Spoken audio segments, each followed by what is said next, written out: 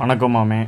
So சில பல personal reasons அதனால் ஒரு 4 நாளாக எங்கேயும் போகல நான். ஸோ இது வரைக்கும் 37 டேஸ் முடிஞ்சிருக்கு. இதோட ஏர்னிங்ஸ் என்னன்றதை என்னோடய ஸ்டோரியில் போட்டிருக்கேன். இனி வரப்போகிற நாள்லேயும் என்னோடய டெய்லி ஏர்னிங்ஸ் என்னோடய இன்ஸ்டாகிராம் ஸ்டோரியில் தான் வரும். ஸோ ஃபாலோ பண்ணி வச்சுக்கோங்க.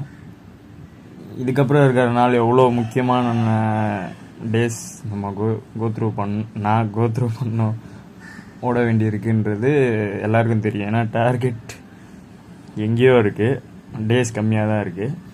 ஸோ அதுக்கு நடுவில் நான் கொஞ்சம் சின்ன ரிஸ்க் டாஸ்க்காக எடுக்கலாம் அப்படின்னு இருக்கேன்.